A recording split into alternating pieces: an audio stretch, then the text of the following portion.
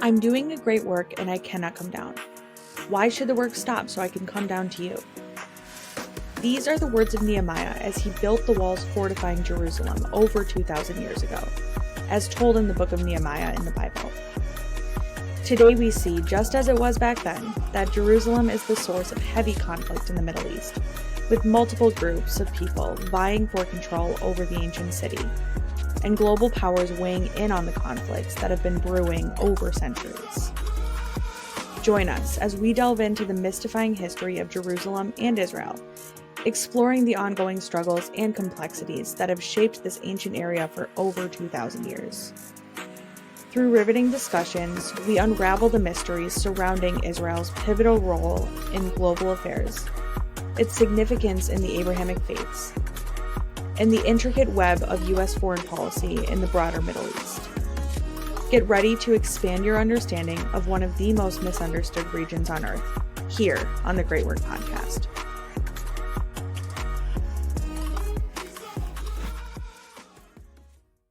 All right, guys, welcome back. Today we have Z.E. Silver, who I know a lot of you guys know from TikTok, because I know half the videos I'm tagged in. He's also one of the tags in the video, which I love. So we can get to know him a little bit more today, and then also talk about the stuff that I think he does really well on his page. So do you want to introduce yourself, a little bit about you? I'm Z.E. Silver, and the background that I have is kind of a mishmash that I think puts me in a particularly unique place to speak about the various angles from which all of this issue is approached by. There's a geopolitical aspect, there's a domestic political aspect, there's a Jewish identity aspect to it, there is a religious aspect to it. And for me, I went to school and started off as an international affairs in the Middle East major. I thought that I was going to go into foreign policy. That's what I wanted to do. And then I was really bad at languages. I'm still very, very bad at languages. And so I couldn't pass the language requirement. And so I dropped it and switched to political science. And instead of moving to Washington, D.C., where I was an intern on the Hill, I found a job in local politics. I ran for a school board race. I have worked for a state representative in the state capitol, working, for the legislative process. So I've seen the inside of a legislative process at the state level. And then I also was a campaign manager for a state representative race. And so I also have the campaign side of things. And I have many friends on both sides who are still involved in politics in a variety of ways. And then after that, though, I ultimately decided to go to the for-profit space. And then through a mishmash, I ended up working for, I've now worked for 3 different Jewish nonprofits, but I have also just been involved in Jewish life. I grew up traditionally conservative Jew, as one would say. I went to Jewish summer camp. I was a part of Jewish youth group. I was in a Jewish fraternity. I was involved in Chabad in college. I was involved with AIPAC. I was involved with the Israel Campus Coalition. So I've been involved in a variety of spaces, and I have also been involved as a result of my jobs. I've also now seen a lot of different Israel advocacy, Israel education organizations. I've worked with them. I've tried to connect them with students on campus.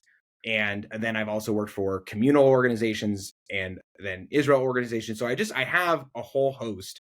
And more so than anything, I've led multiple birthright trips, and I've lived in Israel as well. And so I have a unique, I think, again, perspective that brings it all together into where I am today. Totally. I think one of the most annoying things about when people talk about like us and just anyone who makes videos about Israel is they always say we're so one-sided. You just mentioned like 10 different facets of like different sides of this issue. I can't fathom, like, just because you don't bring up their talking points does not mean that you're one-sided.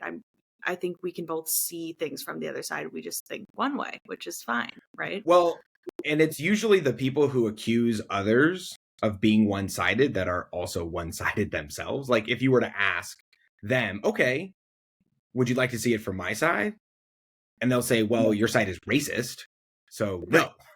And so I basically anytime a long time ago, I basically came to the conclusion that when somebody decides to say, "Oh, you just need an open mind," then that's when I know that they've lost. They've Totally. lost the argument, Yeah. We're seeing that a lot these days. Yeah. right? What made you want to start making videos? Like, was there one thing that made you think like, okay, I just have to respond to this? So I was funny enough, so I'm currently writing a fantasy book, Oh, and cool. the ZE Silver came from what I wanted to use as my pseudonym. And it I've been writing this book now for a year and a half, and it's about this issue. It's about Israel Palestine, but it's it's still a fantasy book, and so it's an allegory. That's what I'm trying to say. And so a long time ago, I've been writing this because all of my different experiences, and I started to get into fantasy and fiction during COVID, and so I was unemployed at the time last year and had a lot of time on my hands, and so I started writing this, and then this happened. And so it was strange because I was very involved in like book talk. And for many years, not just in this space, but I have been involved in where I've been an advocate. I've tried to be an ally for non white whatever. I was involved in tech for a long time. And so I was trying to advocate on behalf of non white founders, of non white venture capitalists, and how we can increase the number of venture-backed founders who were non-white and non-male. And so then as I got involved in book talk and in the book space, I learned also that very much around the publishing industry mirrored the tech space when it came to the disproportionate publishing of white males and not stories that either don't feature white males or that aren't written by white males. And so I was heavily involved. And then October 7th happened, and I saw a lot of people that I had been in book talk with for a very short period of time, but they instantly flipped. Like the bodies had not even cooled down. And I was seeing people being like, there's a genocide happening in Palestine and we need to support Palestinian authors. And I was like, I'm pretty sure there are Hamas fighters still in Israel. And, I don't even know if the body count had like even out or something. But, as soon as bombs dropped in Gaza, it was a genocide. And a bunch of people who I had been speaking with and mutuals that I had created just in a very short period of time were just straight up just like pro Palestine, Israel's committing a genocide. And so I was like, well, I want to stay silent because I don't want to. Clearly, they're having a certain time. I'm having a certain time and it's not going to be productive. And so I'm just going to be silent because it wasn't going to be productive. And I didn't want to kind of like lose that space in that time because I really did not think that it was going to come to what it's come to. And then this guy Rathbone, who makes the dumbest TikToks I have just like ever seen. And I finally just got so fed up and I was feeling a certain way. And so I made one. I made a TikTok and it went viral. And I was like, oh, I guess people like this. And I guess it became an outlet for me. And the more that people came back to comment and saying, thank you, this is really important for me, especially from a Jewish perspective, a lot of the feelings that I had been feeling, they had been feeling. But, the average person is not going to post on TikTok and for a whole host of reasons. And so the more feedback that I got from people who were grateful for what they were hearing, the more I felt empowered to say more, not just from how I was feeling as a Jew and a Zionist, but also educationally, how truly little people of all sides really, truly know. Totally. Well, I have a similar story of why I started. Like when I started, I am not Jewish, so I have a very different background to this than you. But when I went on an APAC bipartisan allies mission when I was in college, I knew absolutely nothing about, like, it's embarrassing how little I knew. I knew that people fought over it, and I didn't know why. And I knew it was kind of a cool thing to be invited on a trip, and it was a free trip. So I went. And then they're like, yeah, 67 borders, and this is actually a 48 border right here, and blah, and I'm like, what? And we got back, and I remember 2 weeks later was Trump's inauguration, and I had enough miles from my flight to Israel, and there were so many extra tickets that, because no one was going, that a bunch of us decided to go. Like the Republicans and Democrats from the trip went, which is funny. Not that many Democrats, but some of them came. And I went past my first pro-Palestine rally in my life because I went to a Catholic college. Like, we didn't have those. Yeah. And they're chanting from the river to the sea. And I put in my hungover brain, I'm like, wait a minute, what river and what sea? And I asked one of them, probably not very coherently, and they didn't know. And then my friends were like, you don't know what that chant is? I'm like, no. I'm like, wait, from the Jordan River to the Mediterranean Sea, that would mean there's no Israel. And they're like, yeah, that's their whole thing. I'm like, well, that's not right. And I figured it out that way. So I ended up changing my major and like learning the whole thing because I loved Israel so much.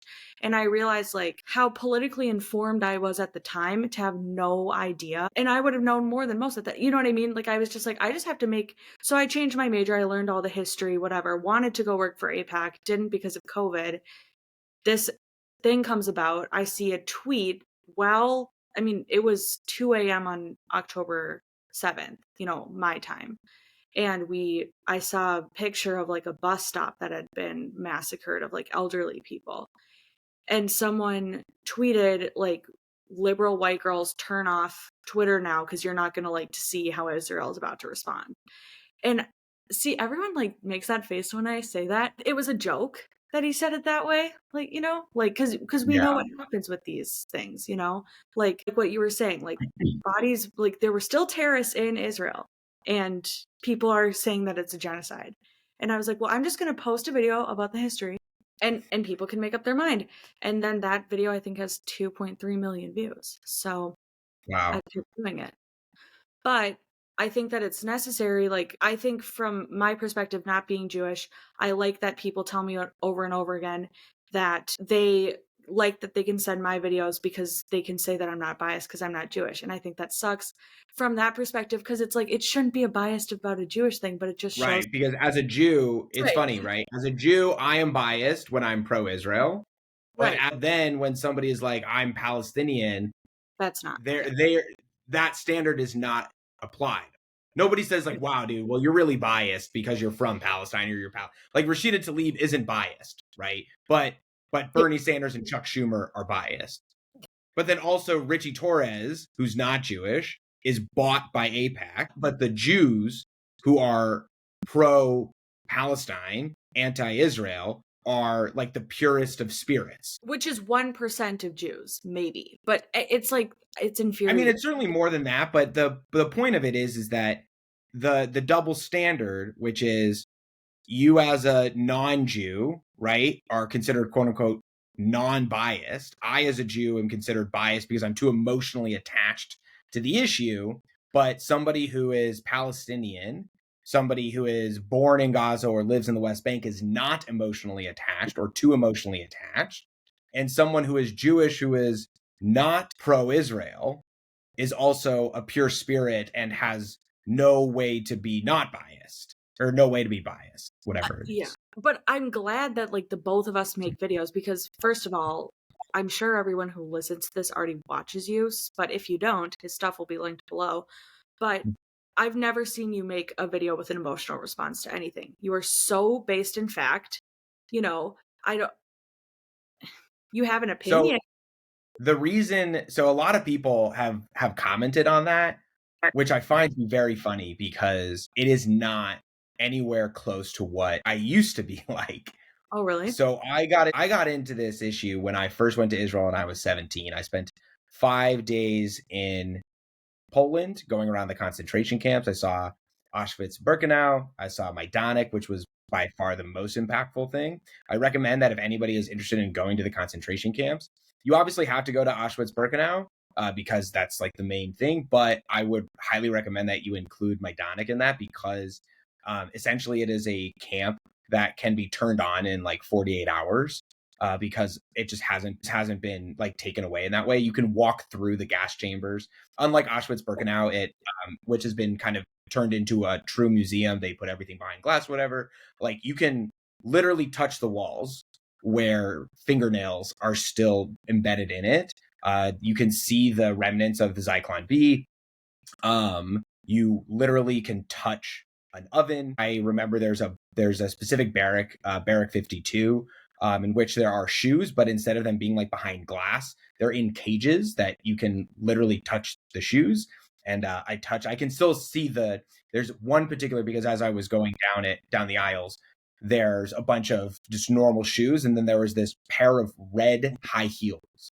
And I touched one of the red high heels, and I can still see it in my mind as clearly. And I literally basically just like sat down and crisscrossed and just sat and cried. And then there's also this like 7 tons of ash that was dug up from a mass grave that has been put in a place. And so I would highly recommend that. And so I did that, and then I went to Israel for 4 weeks, and I did everything. Like I saw the whole country from north to south, from east to west, from Tel Aviv to Jerusalem. We spoke to Christian Arabs, we spoke to Arab Muslims. We did it all. And, basically I just remember finding myself never talking about something so passionately inside of politics as I did that particular issue. And so like, that's how I've been in this for a long time. And of course, in December of 2000, going into 2008 was Operation Cast Lead. And so, between that and then in 2014 with Protective Edge, there were so many pro-Palestine, anti-Israel rallies. I've seen, Israeli flags burned in front of me, and I have been a part of these conversations. And for many, many, many, many, many years, and I've been involved in a multitude of Facebook groups and social media groups, and I've been a part of these conversations when I lived in Israel, studying abroad at Tel Aviv University. It was really my first time experience actually facing anti-Zionist Jews, or like more Jews that are critical of Israel. And I have found myself emotional constantly. And a lot of it had to do with, I think, my own internal contradictions or my own internal issues around Israel as a whole. And now I just feel, after going on, over a decade and a half of just being involved and keeping up with it, that I just know what I know, right? And I feel confident in what I know. Mm-hmm. And I have yet to find somebody on the other side who, funny and ironically enough, can't seem to overcome my objections and my sense of logic without using some kind of emotional appeal. They'll say something of like, don't you care about Palestinians? Or, those 2-state solution proposals, they were bullshit. They were nothing, they're committing a genocide, apartheid, whatever it is, right? Like there's always this emotional appeal about what it is, when I always come back to, at the end of the day, everybody has a choice. Everybody has a choice. Every single day, the Palestinians can choose to be at peace with the Jews, and they don't. So my foundational philosophy is that if they are choosing to be at war with the Jews, and their ultimate goal is to end Israel and kill or ethnically cleanse anybody who doesn't agree with a one-state Palestinian country, then I have no reason to budge. I have no reason to go anywhere, right, other than in my box of my logical conclusion, which is then Israel just gets to do almost anything it wants in order to protect itself, because you have made the claim that your goal is to get rid of Israel. And whether you admit it or not, the implication of that goal is to either forcibly remove the Jews or kill them, and therefore commit a second Holocaust. And it's not my fault if you don't want to admit that out loud, if you have not admitted that to yourself. But until you come to that conclusion on your own and you're ready to admit that, there's no reason for me to have any other type of response other than the logical conclusion of, okay, well then Israel will just do what it does in order to not die. It really is that simple.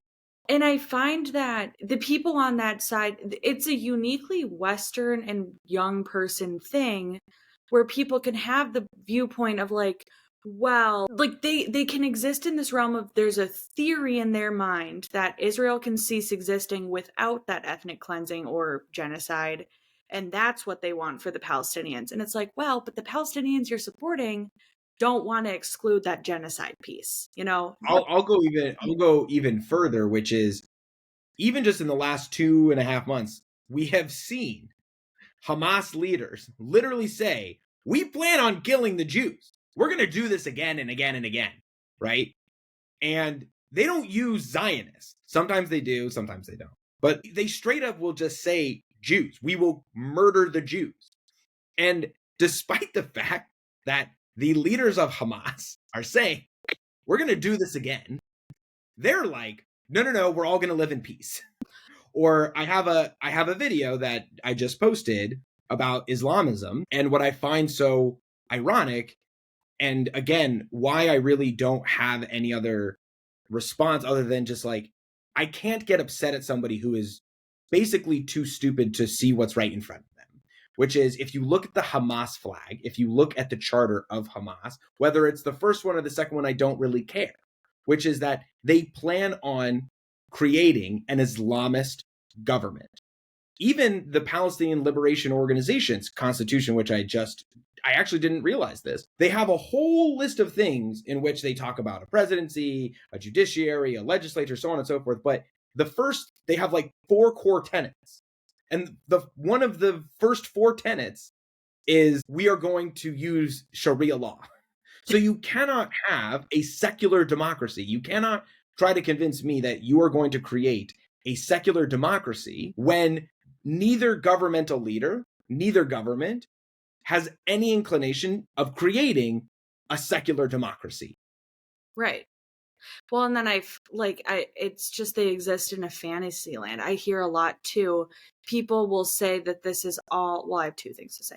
People will say, well, since it was a majority Arab in 19 or even prior, then it should have been fine for Jews to immigrate there, but not have their own state. And so it should be Arab leaders. And I'm like, well, but 1 government functions right now and 2 don't.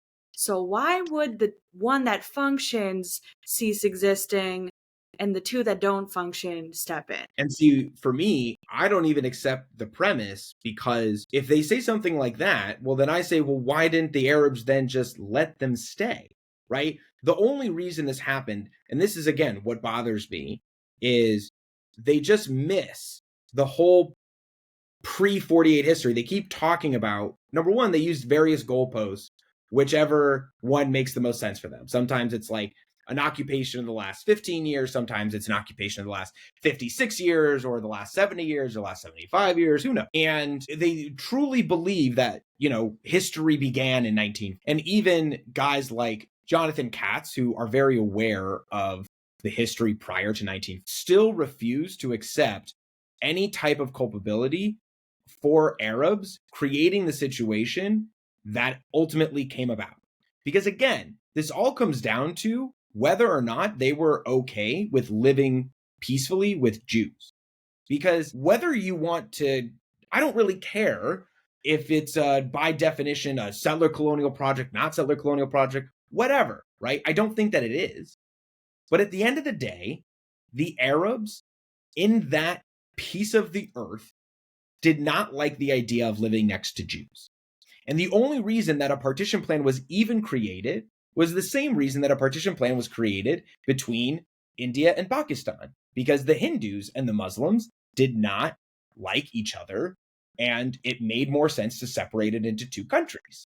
And so the British split it and had the Arabs at the time, instead of constantly fighting and revolting against the British in order to force them to stop allowing the Jews into the land of British Mandate Palestine, they could have worked with them. They could have said, well, you know what? We feel bad, right?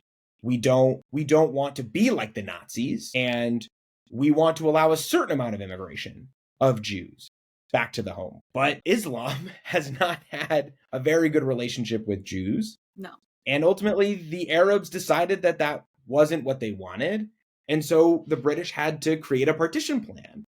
And the Jews revolted against the British as well, and revolted against any Arabs trying to kill them. And again, it always comes down to the fact that nobody likes to admit that the Arabs tried to kill Jews. And you have to ask yourself, like, what do you expect them to do when attacked, especially in the immediate aftermath? Mm-hmm. Of course, this only applies to this very specific time. But like after the Holocaust, like, what do you expect? They're just going to get driven into the sea? So, you know what? That's what happens. And all this could have been avoided if Arabs just said, we can live peacefully with Jews. But they didn't. So now we're here. Yeah, and the Arab problems with Jews go back prior to Jewish immigration to the land of the Ottoman Empire and then Palestine. When Jews faced persecution in Europe, Ashkenazi Jews immigrated back to the Ottoman Empire. They experienced prosperity. Then the Silk Road kind of went downhill. I'm maybe messing all of this up because I'm rewatching videos, but went through a period of economic disparity. What did all of the Muslims do? They turned on the Jews and started massacring Jews. Then they also massacred Christians. They didn't like the Westerners. They would perceive Christians and Jews as more Western than Arabs, so they would massacre them.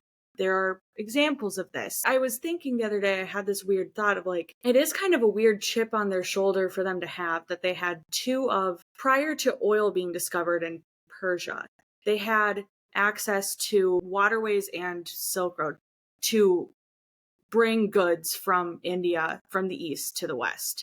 They were the most important people there. That was extremely important. They have their religious text, which they believe is the last living breath and last words of God before the end of the world or whatever. So they think they've got it all figured out. We have not caught up to their place in the book or whatever. They have this like very important trade way or whatever, but they're important because they're helping people from the east and the west. They're kind of the middleman. And then it happened again with oil.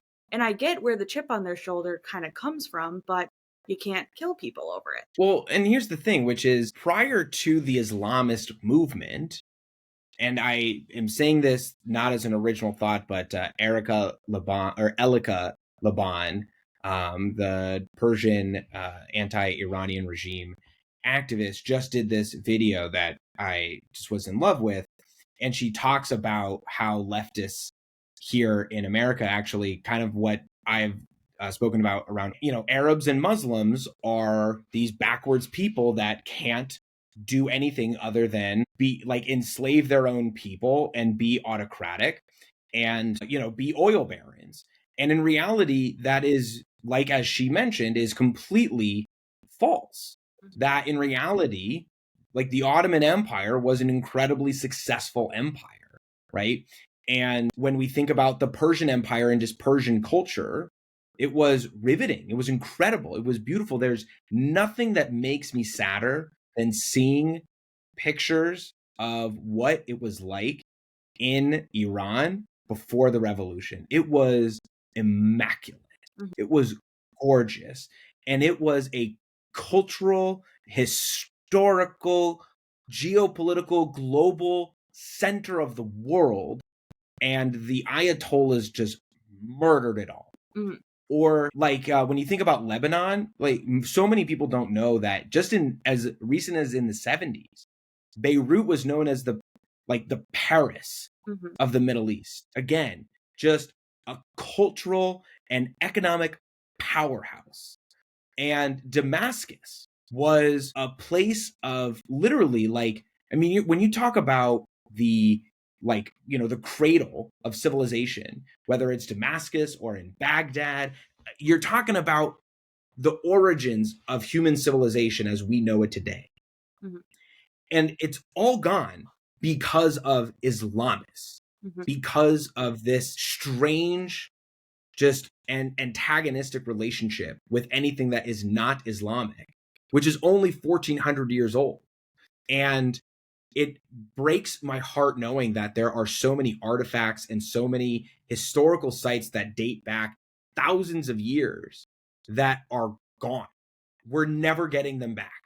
We'll never know about them. Mm-hmm. And it's because of Islamic fundamentalists, not because of Muslims, right, but because of Islamic fundamentalists who simply do not care and ruined an incredible part of the world, one of the most beautiful parts of the world. There is another example of Islamists overtaking what was an incredibly beautiful culture that had its roots, again, in the earliest stages of at least this cycle of human civilization. And it breaks my heart. And it's because I know, right, that as recently as the 1970s, like there are people who are old enough to have visited Beirut and visited Tehran and visited Damascus and visited Cairo and Alexandria before all of this. And knowing that it was just so recent and that we don't get to benefit, that we don't get to experience that beauty because of Islamists and because of this obsession with violence in order to create the caliphate when it is not necessary. And again, this is part of my video in which everybody talks about how Zionism is a political ideology and has no roots in Judaism, which is completely false. On the other hand, Islamism is actually a completely separate political ideology that is not rooted in Islam. You can be a Muslim without being an Islamist, mm-hmm. versus you cannot really be Jewish unless you are also a Zionist. It is so unfortunate that Islamism has essentially has taken over so much of the discourse that people essentially feel as though that a criticism of Islamism is Islamophobic, Mm-hmm. despite the fact that it is actually completely separate and distinct from Islam, as opposed to anti-Zionism, they say is not anti-Semitic, despite how integrated it is into the religion of Judaism. It's a lot of mental gymnastics they have to jump through. My grandma, and that's where again, for me personally, like when I think about how, to respond emotionally versus as well as I can, or not emotionally, is knowing that is the truth. That like at this point, there are far too many mental gymnastics one has to do in order to avoid coming to the very conclusion that I have already come to and that you've already come to, mm-hmm. that I am not going to get mad at you. I'm just going to relay the facts, because as long as I relay the facts and the logic that I just laid out, somebody out there who's listening to me and you, they're going to be like, well, he's right. Where are you at? And they're, you're just an Islamophobic. Nobody's going to do that. Yeah, a couple of things. So it is interesting. So my grandma is one of the people that went to Damascus, Lebanon, Iran. She was a travel agent. So she used to travel all over the world in the 60s and 70s before the revolution. She had pictures. She passed away a few years ago. But like, it's crazy that my grandma got to, as a woman, travel freely throughout the Middle East, and it was just fine. And I remember growing up asking her, did she have to cover her hair? And she was like, no, of course not. And I was like, Nope. You have to now, and things like that. Another thing, it is funny that whenever you talk about Islamism, they immediately say, well, that's not Islam. That's not, like, you're being Islamophobic. I didn't say all Muslims. I said Islamism. I didn't choose that word definition. I would have preferred political Islam to be by a different name so it wasn't confusing. But we didn't create that definition. We both know it, so we're going to use it, because they always go back to like, well, you just hate Muslims. It's like, well, I'm from a very Muslim area. I don't hate Muslims. Yeah. What are you supposed to do? Like, and again, like I use this idea of the soft bigotry of low expectations. Mm-hmm. And this is where the idea of like the regressive left comes in, which is that they ultimately just assume that this is who these people are, right? That they cannot be better, that they cannot change, or that they should not change, or that we as white people have no right to tell not white people that they have to change. And I just fundamentally believe that is a form of racism. I don't like to use the term like reverse racism, but it is a form of bigotry to believe that certain people have no capacity to rise to the same level of intellectual awareness or same level of enlightenment, essentially, as the West eventually came to. Because again, they all came to these conclusions, or they have experienced civilizations that are far older than the West, that had nothing to do with Islam. Like, I have dug deep into Zoroastrianism because of my fantasy book, and it is a beautiful, beautiful religion, and it is essentially another monotheistic religion that actually is somewhat credited by some as like one of the first ecological religions, because of how much it focuses on caring for the earth, or caring for the world and nature. And I don't care to humor people that are unwilling to criticize bad ideology and beliefs that are wrong, right? That they find to be morally reprehensible if they came out of a white person's mouth. Right. Like, my ideology when it comes to foreign policy specifically, and I remember this because my foreign policy initially was shaped by the Iraq War, and I was just against the war. And I was against America being involved in anything. I was against American military strength. And then, and this is kind of like the importance of having friends who are on the opposite end of the spectrum, but who are also incredibly brilliant. And I have a friend who I met through APAC, who grew up evangelical Christian and is just the smartest person when it comes to foreign policy. Just, he knows random facts about random regimes in random countries at random specific times in the world, or random specific times in history.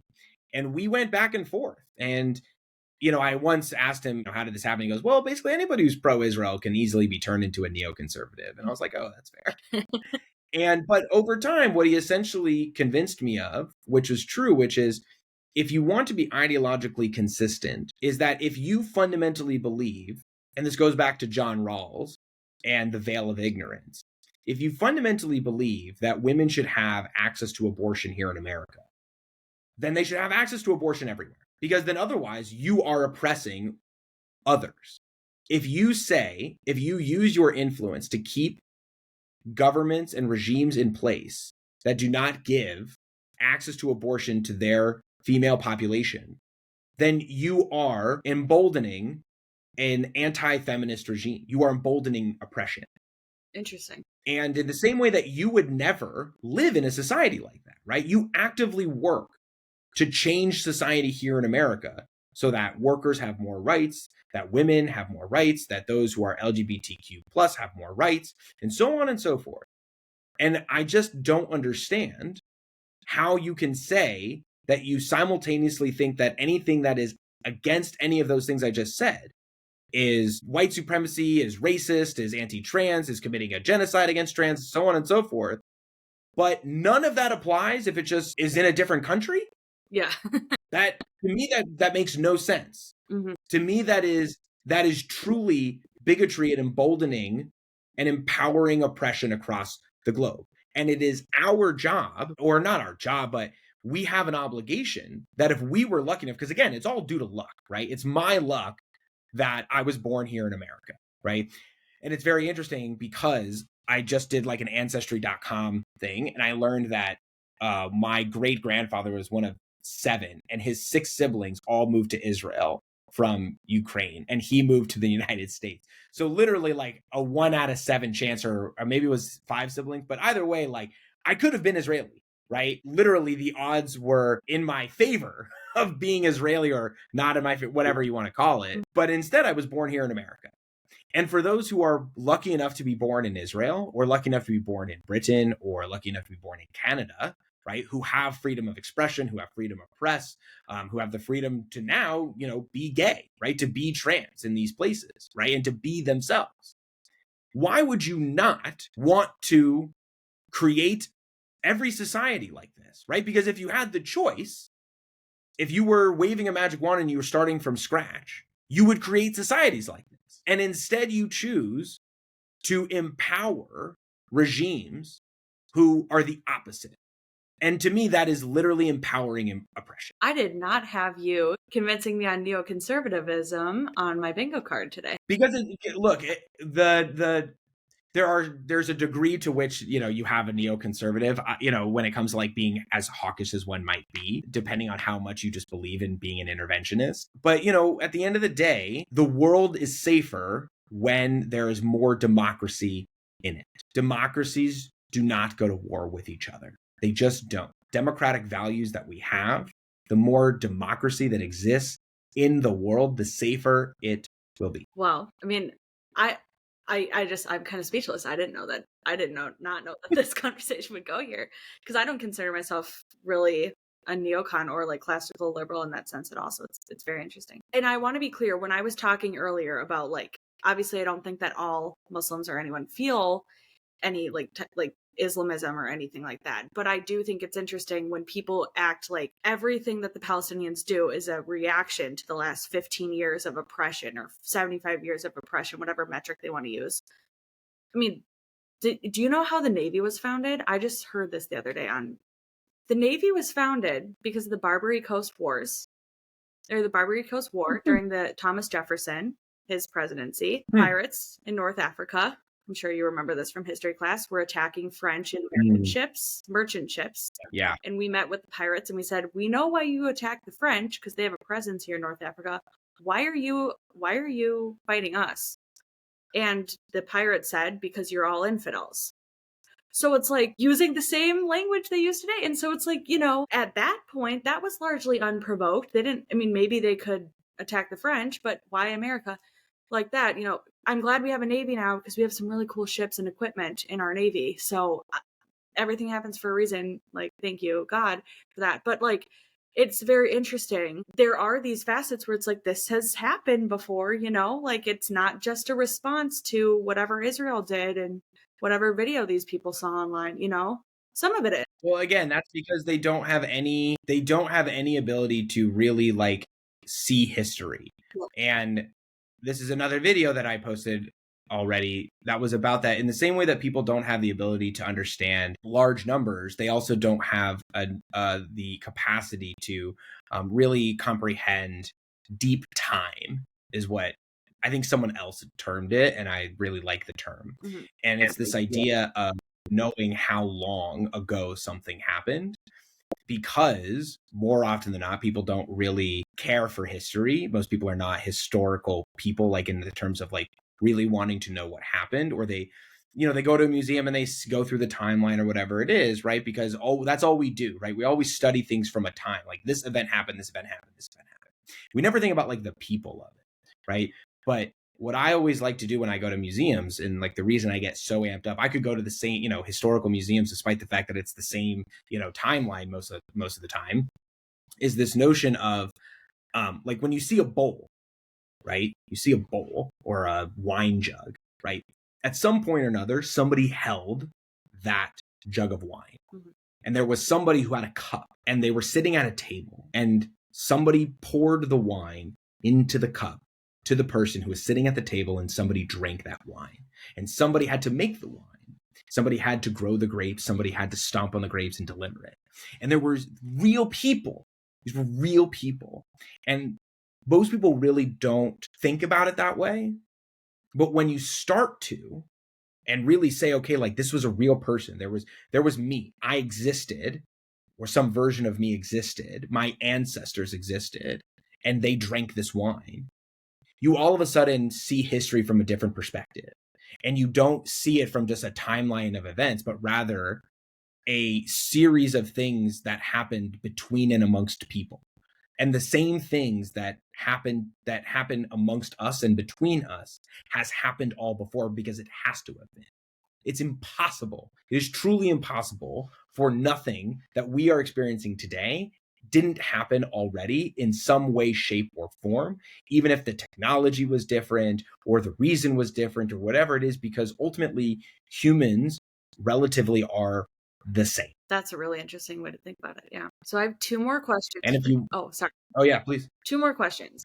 The only thing I was going to say before you go for your last two questions is there's a beautiful book that I read. I can't remember the name of it now because it was long ago. But if you really want your mind blown as a neoconservative, think about it from this perspective: that early America and the moves that early America made leading into essentially the Civil War and really up until about World War, almost like just before World War I, is that every move that America made was essentially a foreign policy interventionist, hawkish move. And it's a fascinating book because remember that, like, you know, after America had won the Revolutionary War, there were still the French that owned a massive part of America.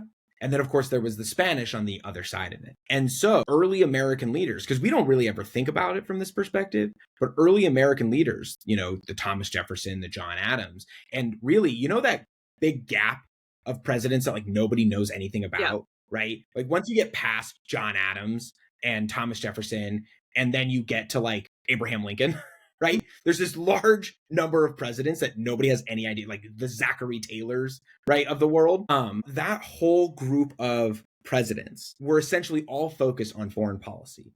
Everything that they did was about how do we make sure that we don't get taken over by either the French or by the Spanish, because they are far bigger empires than we are.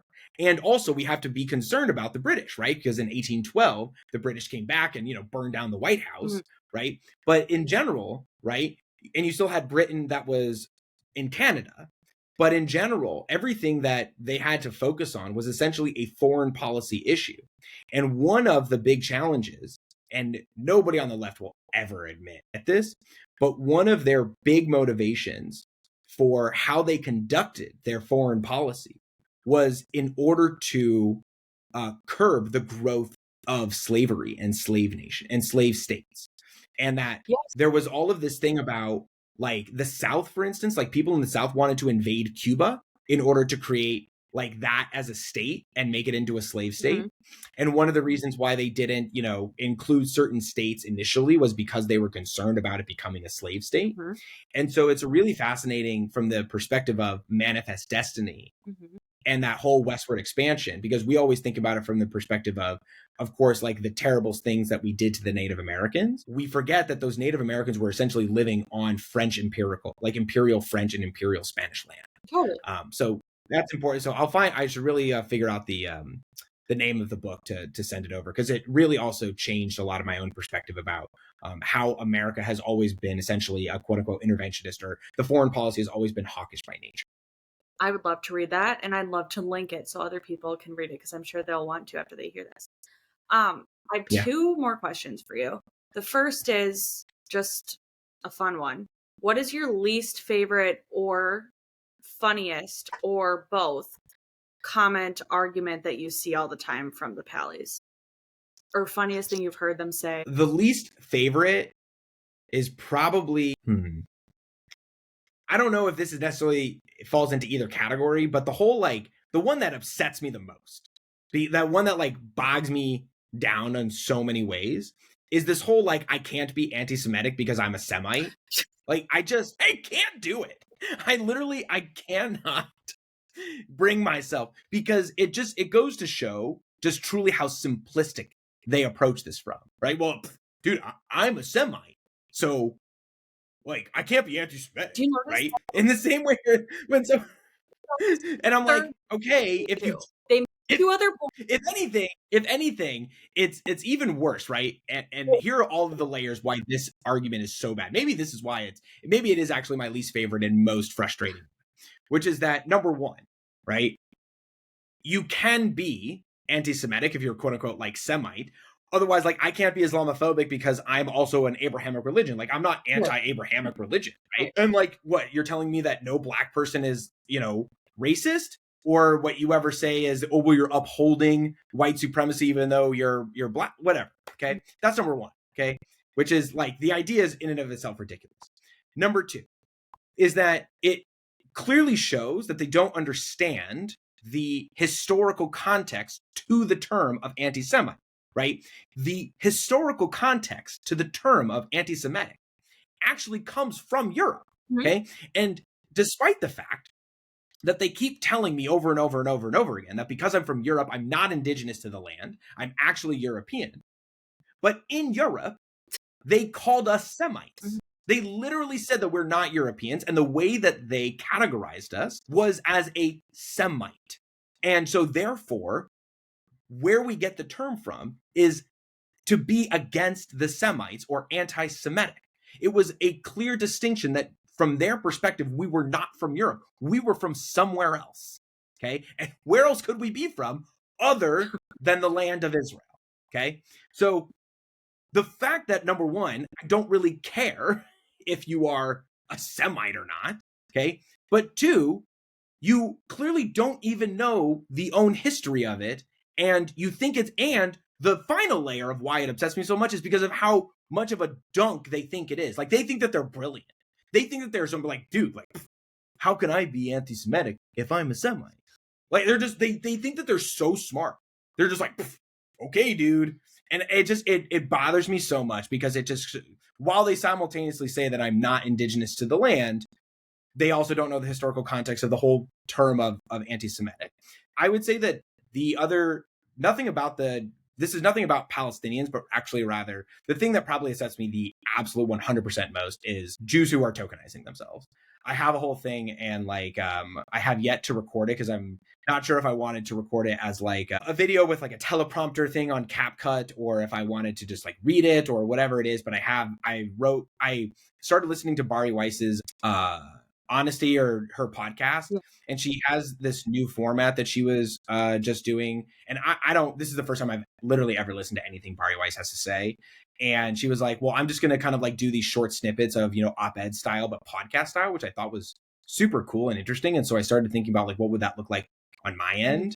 And so I have this whole thing where it's basically like, I actually fundamentally believe that like the saddest thing and the thing that upsets me by far the most is how Jews who do not engage in any form of traditional Judaism are stripping it of its core tenets and acting as quote unquote experts. And essentially they are as educators to the world, not realizing what they're doing.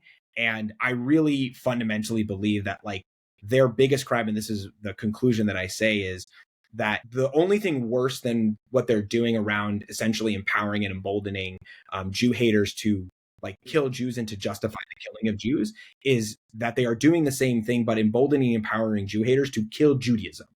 That they are actually destroying Judaism because of how they are positioning what Judaism is to the world. And it is wrong. It is incorrect. And guys like, Jonathan Katz, who say that they're conservative, traditional Jews or whatever it is, don't seem to mind that they pray towards Jerusalem. And talking about Hanukkah and I really got to it when he was trying to say that it's a Zionist holiday and that like we hadn't been celebrating the military objective or the military aspect of the holiday up until when, modern Zionists took it and decided to refocus it, which is just blatantly not true. It's factually incorrect that like, because it's just not true. And so the fact that he is out there espousing this bullshit and convincing people that Judaism and Zionism are not the same thing is by far the thing that I will probably spend the rest of my life like railing against and educating and doing everything I can to basically tell people that like to know that they're wrong. So this ties me into my last question, actually. Where do you see yourself going with this? Do you want to continue? War ends, you're done? It sounds like no, which I'm happy about. I'm not sure because I think it'll probably slow down. Mm-hmm. I have a lot of interests. I have, my time is more limited than it used to be. And frankly, like what I actually hope is that I don't ever expect to become like a Noah Tishby, right? And I don't think that I want to be necessarily. I think more so, I hope that the audience that I create is more so from a, kind of that 1,000 true fans type of thing. If you get, 1,000 people to pay you $10 a month to hear you talk, and to read your words that you write, you can create an incredible living from that. And I think that's probably something that I would, probably cater to on the side over the course of time, and hope that when I eventually finish this fantasy book, that because it is applicable to what I'm doing now, that people would be willing to actually read, instead of expository type of writing that they would, or exposition type of writing, that they would read a more narrative style. And that if they feel like that my voice is something that they can trust and they feel is authentic, and that in addition to reading the next piece of commentary that they can click on or that they can subscribe to, that they would actually purchase something that really is a culmination of everything that I have learned and experienced throughout my life, and taking all of those different sides that I have and putting it all together into something that really feels authentic to me. Cool. Well, everyone go follow Ziggy Silver on TikTok. I'll link everything he wants me to link in the description box below. Anything else you want to say? Thank you for having me. This was a lot of fun, and hopefully there will be another chance to do it.